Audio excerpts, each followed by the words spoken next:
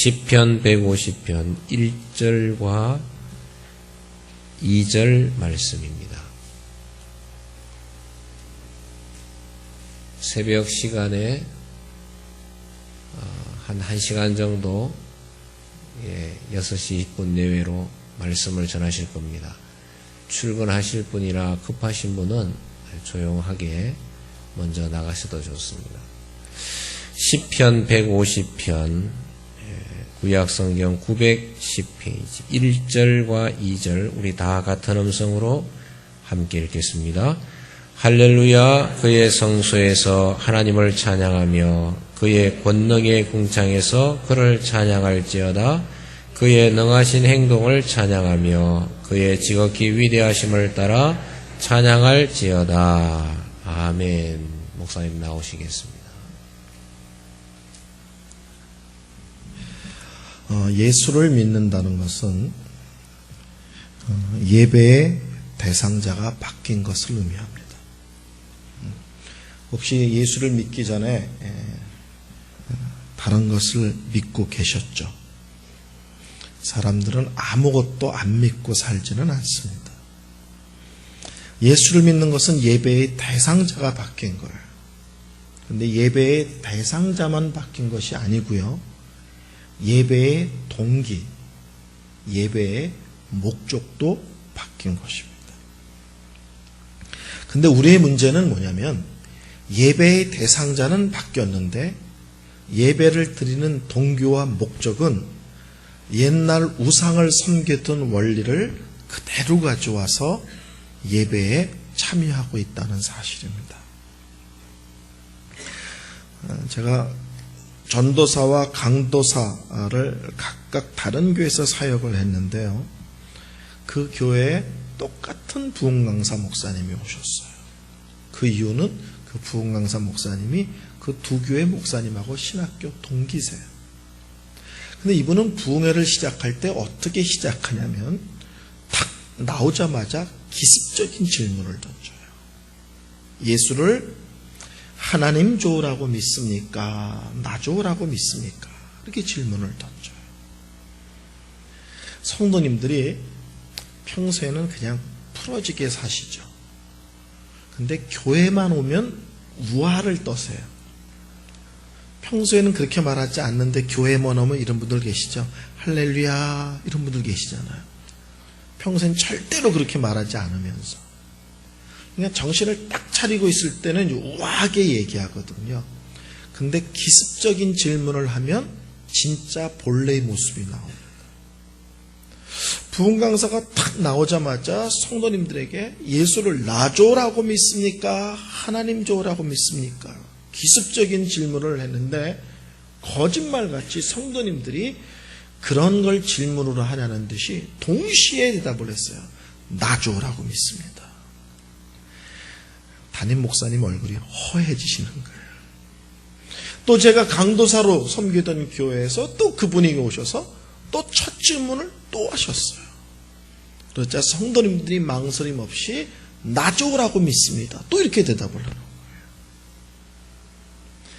무슨 말씀인지 아시겠죠? 예수를 믿는 것은 예배의 대상자가 바뀐 것입니다. 그런데 예배의 대상자만 바뀐 것이 아니라 예배를 드리는 동기와 목적도 바뀐 거예요. 쉽게 말하면 신앙생활의 기본은 뭐냐면 항상 하나님께 영광입니다. 하나님께 영광. 이게 신앙의 항상 목적이고 방향입니다. 근데 어느 때부터인가 우리는 그것이 슬그머니 나 좋으려고로 바뀐 거예요. 예배는요, 그래서 우리는 예배를 드릴 때 예배에 관계된 표현들이 나 중심으로 사용하는데 익숙해져 있습니다. 은혜 받으려고, 복 받으려고. 뭐예요? 벌써 예배가 나 중심인 거예요. 어린아이들이 아빠가 늦게까지 회사에서 돌아오지 않았는데 눈을 비비면서 잠을 안 자고 아빠를 기다려요. 근데 아빠가 12시간 넘어서 띵동 하는데 어린애가 그렇게 졸음을 참고 몸부림치더니 띵동 소리가 나자마자 총알같이 나가서 문을 열어줍니다. 문을 열어주면 그렇게 아빠를 기다렸으면 아빠의 목을 껴안고 뽀뽀를 하고 이래야 될 것 같은데 뛰어나가자마자 아빠 손에 들려있는 봉지를 낚아채가지고 자기 방에 들어가요. 그러면 얘가 12시 넘게까지 기다린 것은 아빠인 것 같지만 실제로는 아빠 손에 들려있는 봉지를 기다린 거죠. 우리의 예배의 모습이 그런 형식을 띠고 있다는 겁니다. 이런 고민은 한국 사람들만 하는 건 아니고요. 미국 목사님들도 하는 것 같아요. 제가 오래전에 예배에 대한 책을 한 권 읽었는데요. 그 목사님이 꿈을 꾸셨대요. 그 예배에 대한 책을 쓰신 목사님이. 근데 두 줄이 이렇게 있더래요. 그래서 사람들에게 왜 줄을 서 있냐 그랬더니 두 줄 다 각각 하나님께 나아가는 줄이다 그러더래요. 근데 한쪽 줄은 서 있는 성도들 전체가 얼굴이 기쁨이 없는 거예요. 뭔가 불평한, 별로 행복하지 않은. 근데 이쪽 줄은 전부 다 기뻐하고 행복하고. 그래서 이 목사님이 왜 하나님께 나아가는데 저렇게 얼굴이 원망과 불평이 찬 얼굴을 하고 있을까?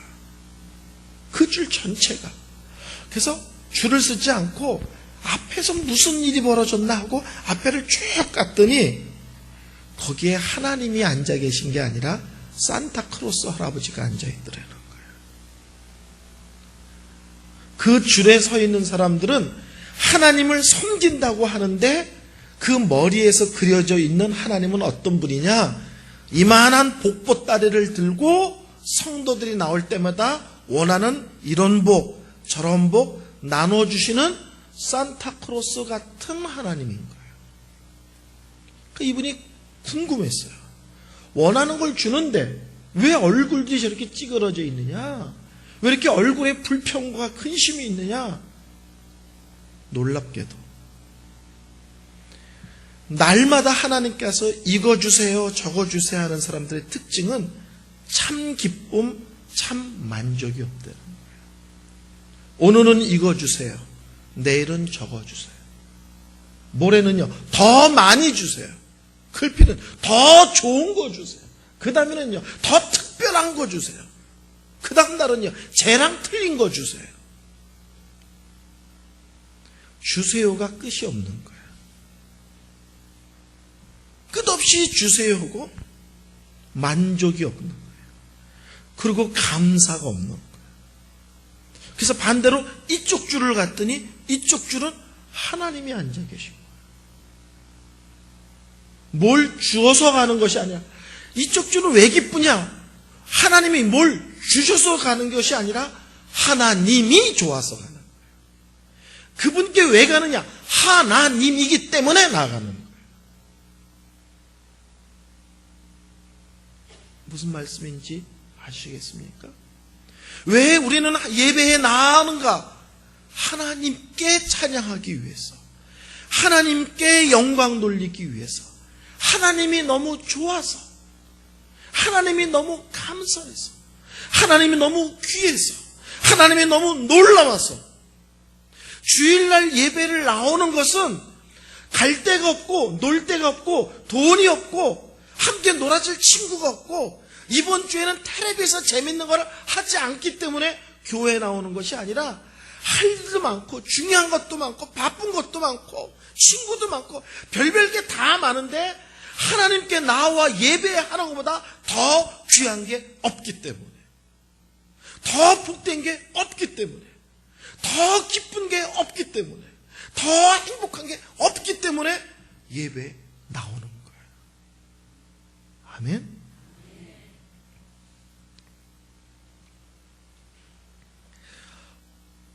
제가 신혼여행을 부산으로 왔습니다.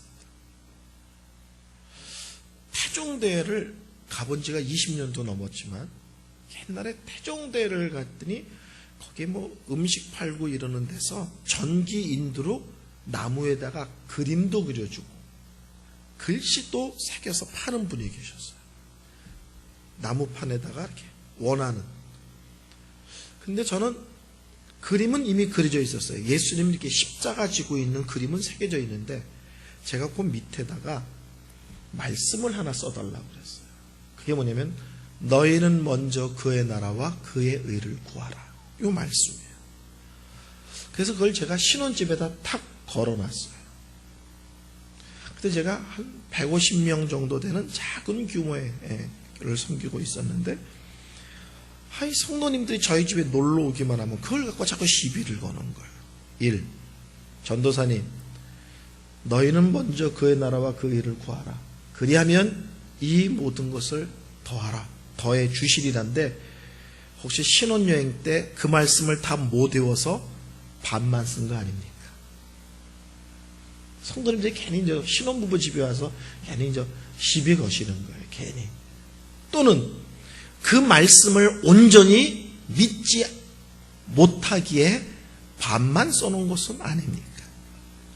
그러니까 성도님들이 일부러 신혼집에 와서 장난 걸려고 농담하는 걸 제가 알면서도 그렇게 질문할 때마다 정색을 하고 대답했어요. 일부러.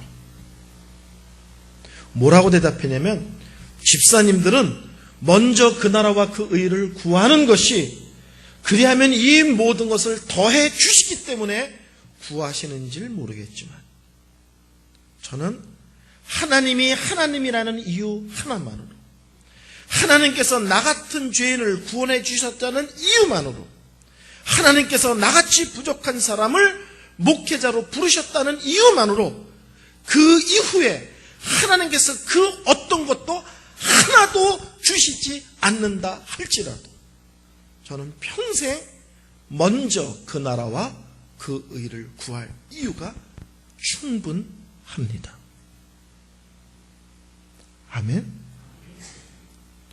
우리가 그 나라와 그 의를 구하는 건 그리하면 하나님이 더 주시고 많이 주시고 또 주시고 넘치게 주시고 새로운 걸 주시고 특별한 걸 주시기 때문이 아니라 하나님이 하나님이시기 때문에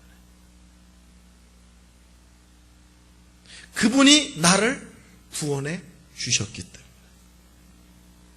그분이 놀랍게도 나의 아버지이시기 때문에 그렇습니다. 제가 어렸을 때부터 그 외국의 설교자들의 설교집을 아주 어렸을 때부터 읽었습니다. 근데 제가 그 설교집을 읽으면서 가장 놀라운 것이 하나 있었어요. 가장 놀라운 것. 무지하게 많이 읽었어요.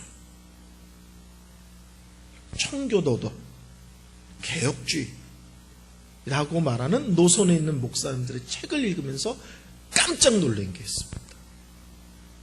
10권을 읽고 20권을 읽고 30권을 읽고 40권을 읽고 50권을 읽는데 복 얘기가 없어요.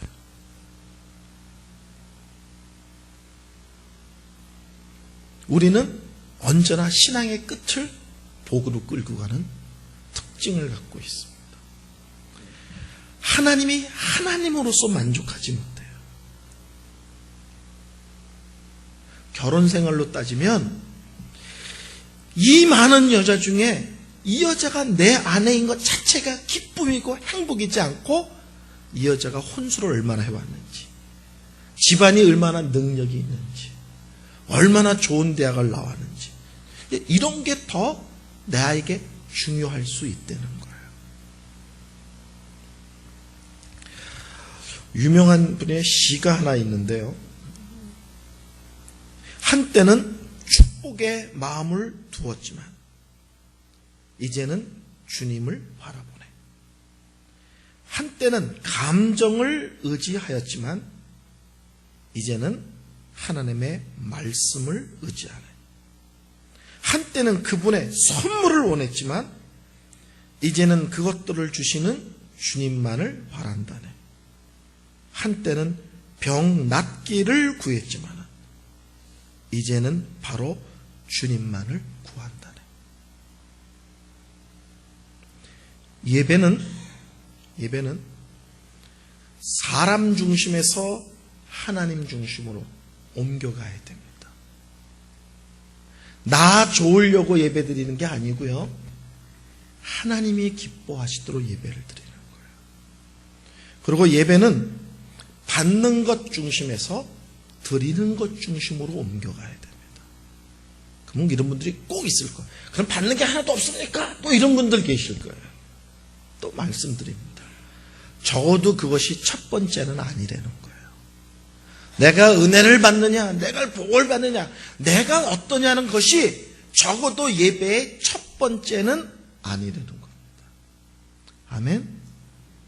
첫째, 하나님의 말씀을 하나님 중심적으로 보고 듣고 배우는 것으로 옮겨가셔야 됩니다. 제가 아주 오래전에 석사 논문을 하나 읽었습니다. 그 논문을 쓴 분은 어떻게 논문을 썼냐면 각 교회를 찾아다니면서 주일학교 아이들에게 설문지를 나눠주는 거예요. 정확히 말하면 백지를 나눠주는 거예요. 그리고 아이들에게 너희들이 아는 것을 다 써라 이렇게 얘기하는 거예요. 1번 질문, 쉽게 말하면 아브라함에 대해서 아는 거 다 써라. 2번 노아에 대해서 아는 거 다 써라. 3번 다윗에 대해서 아는 거 다 써라. 4번 베드로에 대해서 아는 거 다 써라. 성경의 인물들을 부르면서 너희들이 아는 걸 다 써라. 그랬더니 아이들이 앞에다 다 쓰고 뒤에다 써도 돼요. 종이 한 장 더 주세요. 난리가 난 거예요. 성경 인물들을 계속 부르면서 아는 걸 다 쓰랬더니 아이들이 난리가 난 거예요.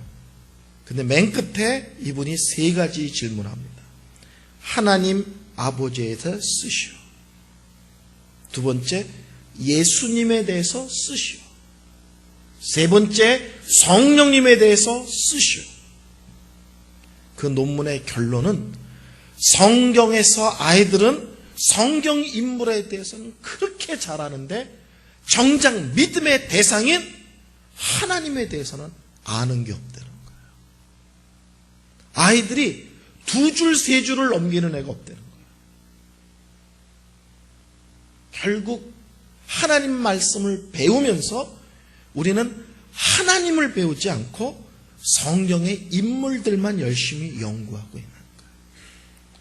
성도 여러분, 여러분이 아브라함에 대해서 박사학위를 받아도 구원받지 못합니다. 아브라함이 우리를 구원하는 게 아니고요.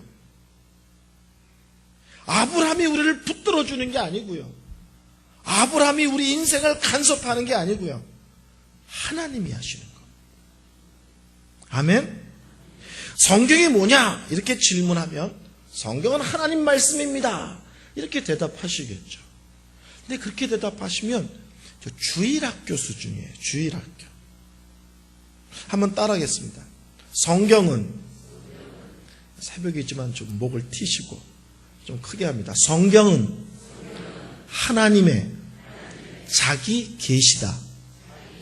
다시 한번 합니다. 성경은 하나님의 자기 계시다. 성경은 하나님께서 계시는 뭐예요? 열어 보여주시는 거예요. 우리 스스로 하나님을 알 수도 깨달을 수도 믿을 수도 없습니다. 하나님 쪽에서 자기 자신을 열어 보여주셔야 우리는 하나님을 깨달을 수도 있고 믿을 수도 있습니다. 그래서 하나님 쪽에서 열어 보여주시는 것을 계시라고 그래요. 근데 자기 계시예요. 하나님이 열어 보여주시는데 뭘 열어 보여주시냐? 자기 자신을 열어 보여주시는 거예요. 그러니까 성경은 하나님의 자기 계시입니다. 성경은 하나님께서 자기 자신을 열어 보여주는 책이에요. 다른 말로 하면 성경의 주인공은 하나님이십니다. 제가 신혼 때 막내 처제랑 한 두세 달을 같이 살았습니다. 제가 막내 처제를 너무 예뻐해요. 약간 일본 여자 같이 생겼어요. 근데 제가 예뻐하는 건 뭐냐면 제가 농담을 하고 그래도 절대로 농담을 과하게 받아치질 않아요. 그런 사람도 있죠. 농담 탁 하면 그냥 더 심하게 농담하는 사람도 있잖아요. 그러니까 농담을 하면 항상 자기 나이 수준에 딱 멈춰요. 예의가 빤듯한 거죠. 그래서 제가 처제를 이뻐해요. 근데 처제랑 살면서 아주 힘든 게 하나 있었습니다. 그게 뭐냐면 같이 텔레비전을 보면 이 친구는 관심이 연속극을 본다. 주인공이 아니에요. 스토리도 아니에요. 연속극 시작할 때부터 끝날 때까지 이거예요. 언니, 저 사람 반지 봤어? 언니, 저 사람 구두 봤어? 옷 봤어? 그거예요. 저 옷은 뭐고, 메이커는 뭐고, 저게 가격이 얼마고, 더 웃긴 건 짝퉁을 어디 가면 살 수 있고, 짝퉁은 얼마까지 나오는 거예요. 같이 연속극 하나를 보면 시작부터 끝날 때까지 화장이 어떻고 파마가 어떻고 스토리고 뭐고 다 날아가는 거예요. 그 친구 수다 떠는 거예요. 평소에 말이 그렇게 많은 친구가 아닌데 배우들만 나오면 그 난리를 쳐요. 여러분 요새 연속극 뭐 좋아하세요? 연속극을 보면서 주인공 중심으로 보지 지나가는 사람 신경 쓰는 분 계세요? 엑스트라 중심으로 보는 사람 계세요? 연속극을 조연 중심으로 보는 분 계세요? 연속극을 보면 주인공 중심으로 보잖아요. 근데 놀랍게도 성도님들은 성경을 읽을 때 하나님이 주인공이신데 하나님을 주인공으로 놓고 보지 않고 조연이나 엑스트라인 인물들을 중심으로 성경을 읽고 이해하는데 익숙하다는 거예요. 성경은 하나님의 자기 계시입니다. 내가 좋아하는데 밑줄을 긋지 마시고 성경에서 하나님께서 자기 자신을 어떻게 말씀하고 계시고 표현하고 계시고 가르쳐주고 계신 곳에 밑줄을 그으셔야 돼요. 좀 예를 들을까요? 창세기 12장 1절부터 아시죠? 하나님께서 말씀하십니다.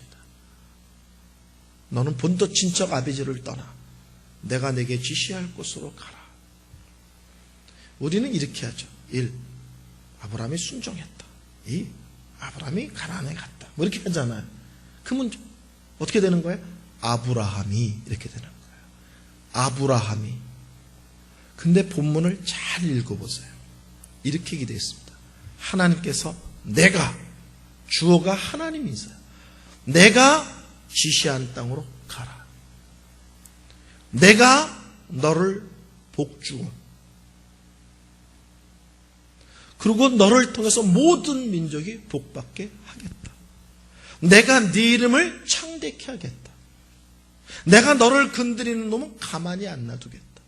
내가 너를 통해서 큰 민족을 이루겠다.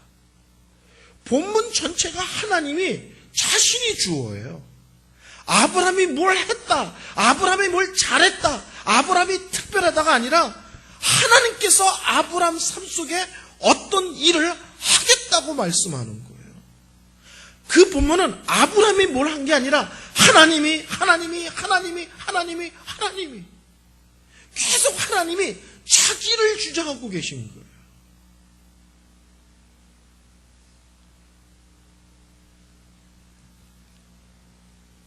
질문할까요? 소돔과 다윗과 골리앗 아시죠? 그 본문의 주인공은 누구예요? 대답 안 하시겠죠? 아침이라 대답 안 하시는 거예요? 다윗과 골리앗 본문의 주인공이 누구예요? 다윗이 아니에요. 하나님이시죠. 아멘? 전쟁이 사람의 손에 달려있는 것이 아니라 전쟁은 만군의 여호와 하나님 손에 달려있다. 아멘? 하나님께서 이스라엘을 구원하시고자 하신다면 저런 어린 아이를 통해서도 우리 하나님은 이스라엘을 구원하실 수 있으신 하나님이시다. 다윗이 위대한 것이 아니고요. 하나님이 놀라우신 거죠. 새벽이라 제가 예를 많이 못 들겠는데 하나만 더 들게요. 삭개오 아시죠? 뽕나무 올라간 삭개오. 그 본문의 주인공은 누구예요? 예수님이시죠. 삭개오가 키가 작다는 게 중요한 게 아니에요. 삭개오가 뽕나무에 올라갔다는 게 중요한 게 아니에요. 예수님이 주인공이시면 그 본문이 말씀하고 싶은 것은 삭개오가 뽕나무를 올라갔다는 게 매우 중요한 게 아니라 그 많은 사람들이 예수님을 보겠다고 몰려왔지만 그 많은 사람들 속에서 오늘 꼭 만나야 될 사람이 누군지를 우리 예수님이 아셨다는 거죠. 그 사람이 어디에 있다는 것도 아셨다는 거죠. 그리고 그 사람의 이름이 삭개오라는 것도 우리 주님이 아셨어요. 그리고 어떤 사람도 예수를 만나면 변해요. 삭개오를 중심으로 성경을 보는 것과 하나님을 중심으로, 예수님을 중심으로, 성경을 중심으로 하나님을 보는, 성경을 보는 건 완전히 다른 겁니다. 아멘? 성경을 보고 듣고 배우는 관점을 바꾸셔야 돼요. 제가 부목사 시절입니다. 수요일날 저희 교회 수석 부목사님이 설교를 하셨는데 중풍병자를 고치신 그 본문을 갖고 설교를 했어요. 이분이 설교를 시작하는데 목소리 되게 높습니다. 첫째 뭐 이렇게 하는 거죠. 첫째 한마음에 돼야 됩니다. 이 중풍병자를 고치기 위해서 친구들이 한마음이 됐어요. 들것을 들고 주님께 나왔습니다. 둘째, 사람이 많았습니다. 근데 이들은 포기하지 않았습니다. 우리도 포기하지 맙시다. 뭐 이렇게 설교를 하는 거예요. 그런데 갑자기 이 말씀 붙들고 다 같이 통성으로 기도합시다 이러는 거예요. 그리고 설교가 끝난 거예요. 통성으로 기도하자는데 제가 황당한 거예요. 왜요? 아직 주인공인 예수님은 언급도 안 했어. 그 본문이 중풍병자가 주인공이에요? 중풍병자를 데려온 친구들이 주인공이에요? 예수님이 주인공이죠. 근데 그 목사님은 예수님은 언급도 하지 않고 그 4명의 친구들이 한마음이 됐다, 포기하지 않았다, 열심을 냈다. 우리도 신앙생활 그렇게 합시다. 그러고는 통성으로 기도합시다. 그리고 예배가 끝났어. 주인공인 예수님은 신경도 안 쓰는 거예요. 그 본문에서 말씀하시고 싶은 내용은 우리 예수님이 죄를 사하는 권세가 있으신, 그리고 죄를 해결하러 온 구원자라는 것을 중풍병자를 고치는 사건을 통해서 말씀하고 계신 거예요. 다시 한번 따라하겠습니다. 성경은 하나님의 자기 계시다. 이제는 성경을 읽고 듣고 배우고 암송하고 큐티할 때 내 식으로 하지 말라고요. 본문에 하나님이 자기 자신을 어떤 식으로 말씀하고 계신가? 하나님이 무엇을 원치 않으시나? 하나님이 어떤 것을 좋아하시나? 특별히 그 본문에서 하나님이 자신의 성품을 어떻게 드러내시나? 성경을 사람 중심에서 하나님 중심으로 보시는 걸로 바꾸셔야 됩니다. 두 번째는요, 조금 더 할까요? 바꾸셔야 됩니다. 위런 위어스비라는 유명한 목사님이 계세요. 위런 위어스비. 옛날 어르신입니다. 그분이 하루는 친구 목사님 사역, 담임 목사 사역 40주년 감사 예배에 참석하게 됐어요. 근데요, 순서를 맡으신 목사님들이 나와서 전부 다 그 위런 위어스비라는 그 목사님의 친구가 얼마나 훌륭한지, 얼마나 놀라운지, 얼마나 귀한지 나와서 뭐 축사를 맡든 뭘 맡든 계속 그러는 거예요. 마지막에 위런 위어스비 목사님이 순서가 됐는데 그 40주년, 사역 40주년 감사 예배를 드리는 그 담임 목사님이 옷을 잘 땡기면서 그러더래요. 자네는 제발 나가서 예수님 얘기 좀 하게. 예배잖아요. 어떤 식이든지 예배면 주인공은 사람일 수 없고, 어떤 식의 예배, 무슨 이유로 예배를 드리든 예배의 주인공은 하나님이셔야 합니다. 혹시 저드슨이라는 선교사님을 아시나요? 저드슨. 이분은 미얀마 선교사님이신데요. 놀랍게도 2,700명을 개종시키신 분이세요. 선교사 한 분이. 그 전까지는 세계 선교는 주로 영국이 주도했습니다. 근데 이분이 미국 선교사님으로 어마어마한 사역의 열매를 맺었어요. 그러니까 선교 쪽에서는 영국이 주도하고 있었는데 이 선교사님을 통해서 미국 사람들이 우리도 이렇게 놀라운 선교사가 있다, 이렇게 자부심을 갖게 된 선교사님이세요. 이분이 돌아가실 때까지 실제로는 21만 명이 개종했대요. 근데 이분이 한 2,700명 정도 개종시켰을 때, 사람들을 예수 믿게 했을 때 일시적으로 미국에 귀국을 하신 거예요.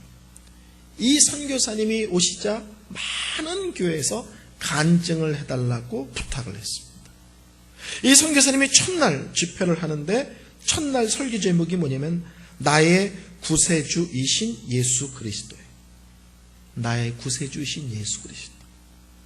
그래서 선교사님이 오셔서 간증 집회를 한다니까 사람들이 와서 미얀마 전도 얘기를 해줄 줄 알았는데 1시간 내내 예수님 얘기만 하는 거예요. 성도들이 역시 신실한 종은 다르구나. 다른 얘기 일체 안 하고 예수 얘기만 하는구나. 둘째 날이 되는데 그분이 나의 주인 되신 예수 그리스도를 설교했어요. 셋째 날이 되자 나의 부활 되신 예수 그리스도를 설교했어요. 셋째 날이 되자 셋째 날 설교가 끝나자 주최 측에서 안절부절하기 시작했어요. 그리고 이 선교사님을 찾아와서 이렇게 권했습니다. 선교사님, 내일 마지막 집회입니다. 내일은 이제 예수 얘기 그만하시고 재미있는 얘기 있잖아요. 선교지에서 그 스릴 있고 놀라운 얘기들이 있잖아요. 그 귀한 얘기 있잖아요. 은혜되는 얘기 있잖아요. 그 설교 좀 해주세요. 그때 저드슨이 단호하게 얘기합니다. 하나님의 아들 예수님이 이 땅에 나를 위해 구원하기 위해 오셨다는 것보다 더 놀라운 얘기 있습니까? 그거보다 더 재미있는 얘기 있습니까? 그 얘기보다 더 귀한 얘기 있습니까? 그 얘기보다 더 은혜되고 감동되는 얘기 있습니까? 그리고는 간증을 거부하고 네 번째 시간에 올라가서 나의 찬양이 되신 예수 그리스도를 설교하고 사역지로 돌아가셨어요. 제가 미국에서 목회할 때 저희 옆 동네, 옆 도시에서 이런 일이 있었습니다. 한 교회는 장로교회고요. 한 교회는 침례교회인데 그 지역에서 가장 큰 두 교회입니다. 근데 장로교회에 제 제자 아이가 다니고 있었어요. 저희 집에서 차로 한 40분 정도 떨어진 곳에 있습니다. 근데 부흥회를 하는데 그 아이가 부흥회 첫 시간을 듣고 오더니 저한테 전화가 왔어요. 목사님, 너무 귀한 목사님이 오셨어요. 성경 말씀을 짚어가며 또박또박 말씀하시고 쓸데없는 얘기, 쓸데없이 웃기는 얘기, 코미디언 흉내내는 얘기 이런 거 없이 하나님 말씀을 정말 오래간만에 신실하게 증거하는 부흥 강사님이 오셨어요. 나중에 부흥회가 끝나고 나서 전화했더니 걔가 너무 가슴 아파하는 거예요. 그 지역에서 그 당시에 가장 큰 교회였는데 하나님 말씀만을 증거하자 둘째 날 사람부터 줄기 시작하는데요. 마지막 시간은 교회가 거의 텅텅 비다시피 했다. 놀랍게도 그 교회에서 그 다음 주에 간증 집회가 있었어요. 근데 그때는요, 보조 의자까지 놓고 본당에 들어오지 못하는 사람들을 다른 방으로 영상을 쏘면서까지 난리가 나요.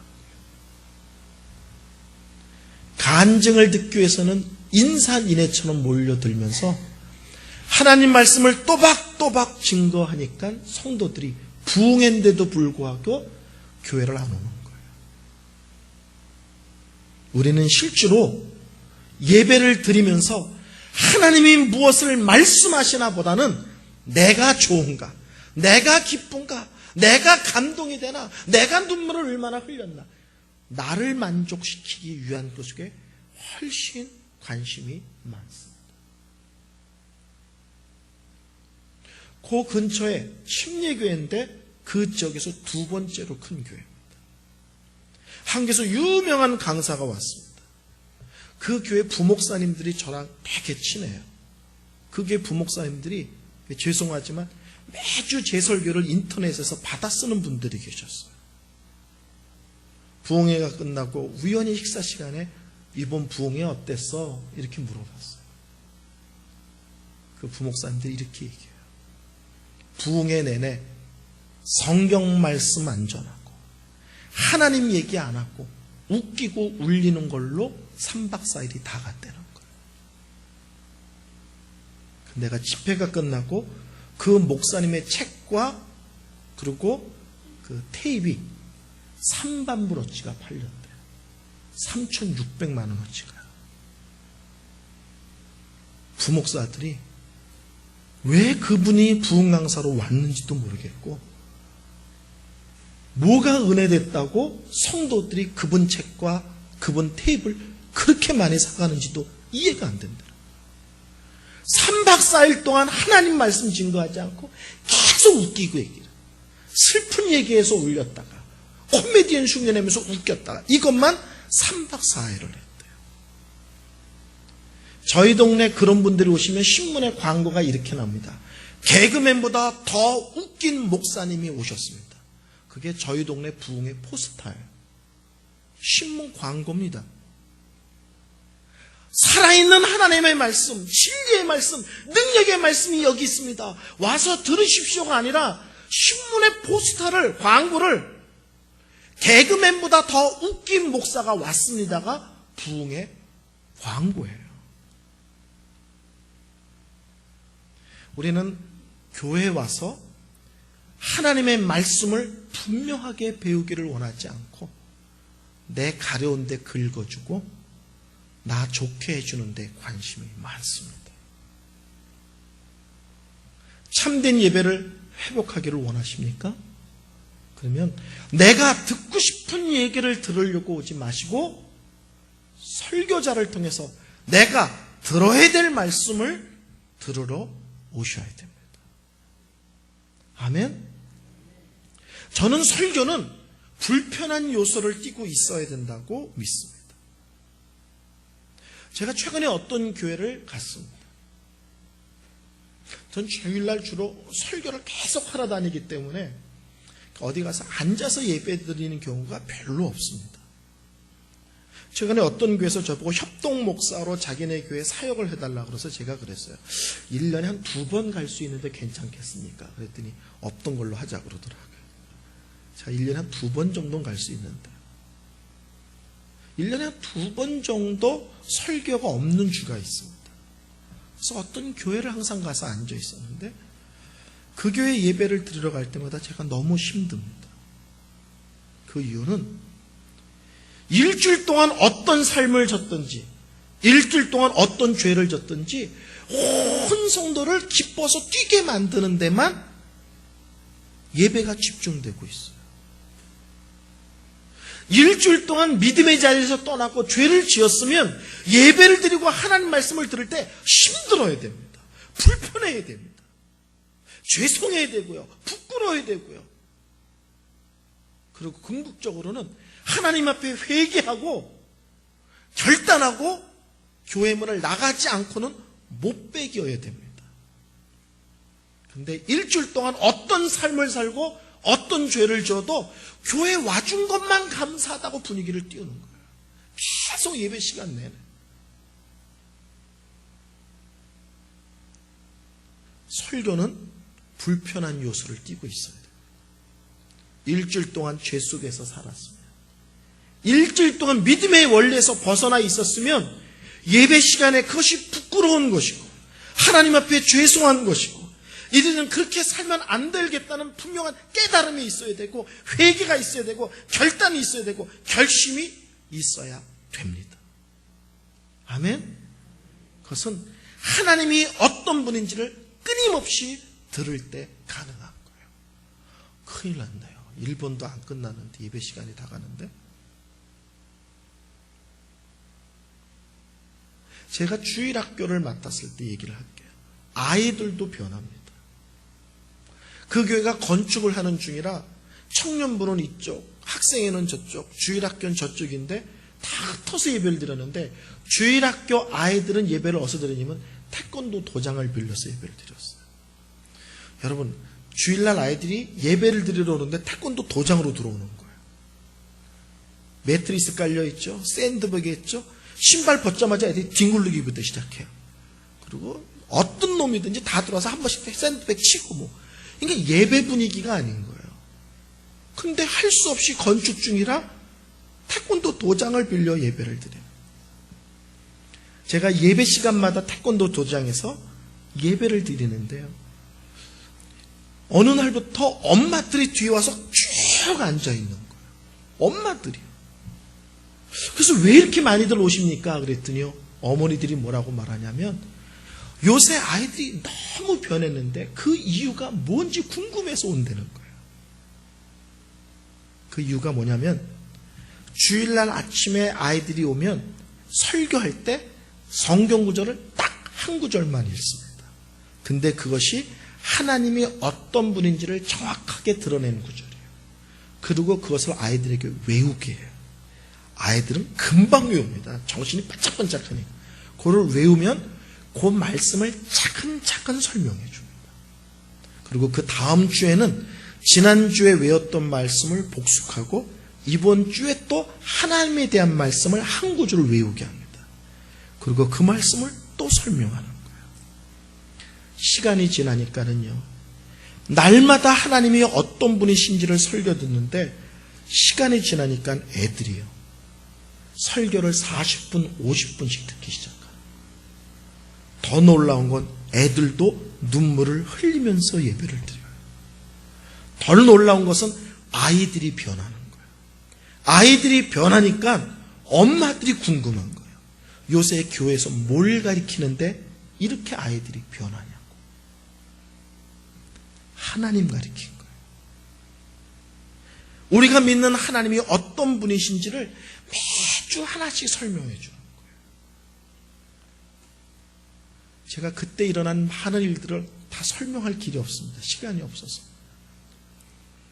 그러고서 한 15년이 지난 뒤에 제가 미국 LA에 남가주 사랑의 교회 갈 일이 있어서 서점에 들려서 책을 보는데 어떤 처녀가 와서 저를 딱 잡더니 이은선 목사님 그러는 거예요. 봤더니요. 그때 5학년인가 6학년이었던 여자아이가 거기에 서 있는 거예요. 근데 제가 깜짝 놀란 게 그 아이가요.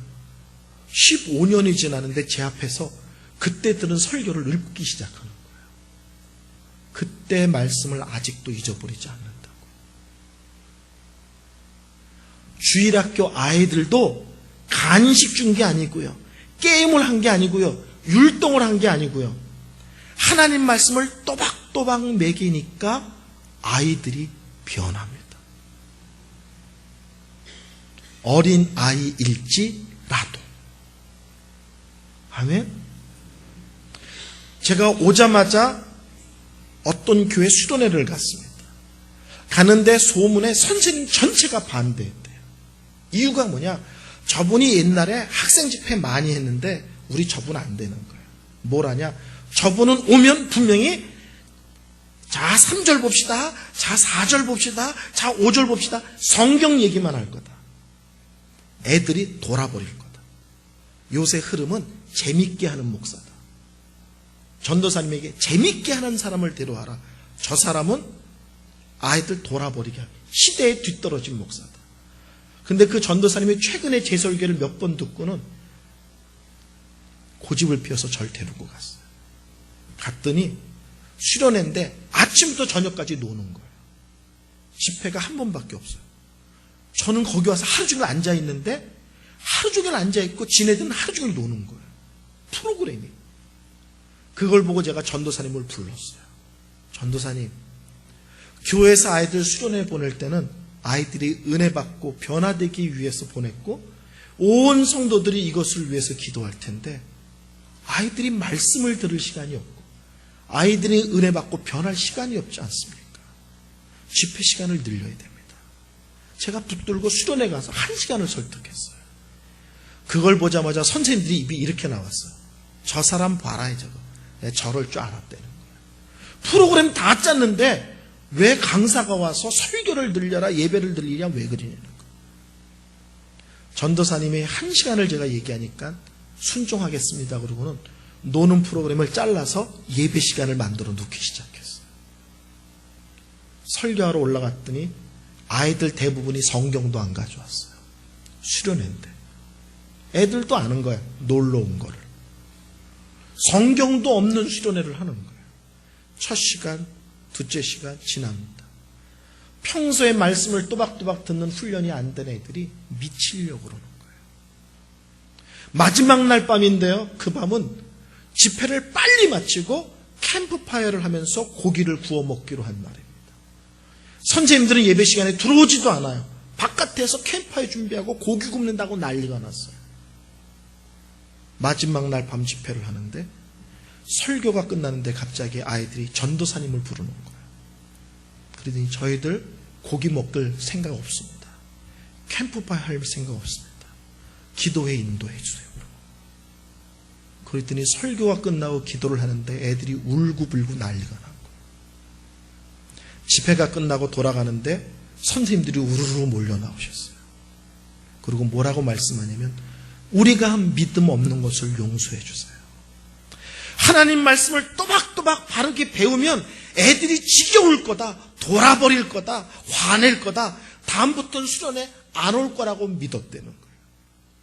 근데 하나님 말씀을 또박또박 바르게 배우니 애들이 은혜를 받네요.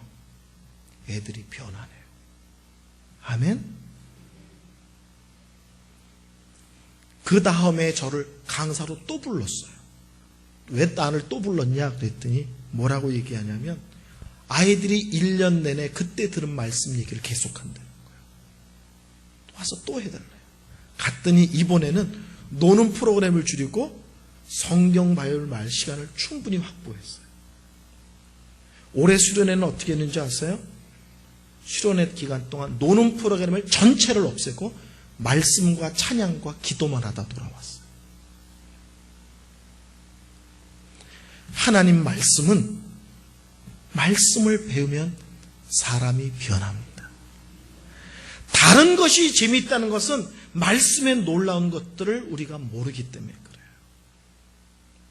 다시 교회가 하나님의 말씀의 귀함과 영광스러움과 권위를 존중할 줄 아셔야 됩니다.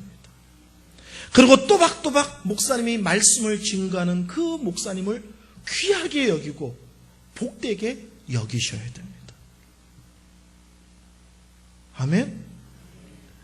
저는 아이들이요 간식으로 변하지 않고 율동으로 변하지 않고 게임으로 변하지 않고 상품으로 변하지 않는다고 믿습니다. 아이들은 십자가로 변하고 말씀으로 변하고 기도로 변합니다. 어른은요 말할 것도 없다는 거예요. 다시 교회가 하나님의 말씀의 권위를 회복해야 되고요. 설교를 갖고 시비 걸지 않으셔야 돼요. 힘든 말씀, 어려운 말씀, 내가 감당하기 벅찬 말씀, 그 말씀을 꾹꾹 참아가면서 들을 때 그 말씀이 나를 변화시킵니다. 큰일 난대요. 첫째인데 내일 아침에 둘째, 셋째 이어서 하겠습니다. 안 되겠네요. 성도 여러분, 정리합니다. 예배가 사람 중심에서 하나님 중심으로, 받는 것 중심에서 하나님께 영광 돌리는 쪽으로 초점이 옮겨가셔야 됩니다. 무엇보다도 첫째, 하나님의 말씀의 권위부터 바로 인정하시고 존중하시고, 이 교회를 왜 오는가라고 얘기할 때 참 말씀을 이곳에서 가르치기 때문에 이 교회 다닙니다. 이렇게 말씀하셔야 됩니다. 아멘. 기도하겠습니다. 하나님, 이 시대가 어떤 흐름을 타고 어떤 유행을 따라가던 이 성산교회는 예배를 중요하게 여기며 예배를 목숨 걸고 드리기를 사모하는 교회 삼아 주옵소서. 특별히 강단에서 선포되는 하나님 말씀과 그 말씀의 권위와 그 말씀의 능력과 그 말씀의 영광스러움을 귀하게 여기게 하여 주시옵시고, 어느 때는 그 말씀이 나에게 힘든 말씀, 부딪히는 말씀, 나를 너무 어렵게 하는 말씀일지라도 그것이 하나님 말씀을 피고 정확하게 증거하는 말씀일진데 그 말씀 앞에 두려움으로 서게 하시고 정직함으로 서게 하시고 저희들의 내면을 살피며 서게 하시고 하나님 앞에 회개하며 눈물 흘리는 역사가 있는 모습으로 서게 하여 주옵소서. 예수님의 이름으로 기도하였습니다. 아멘.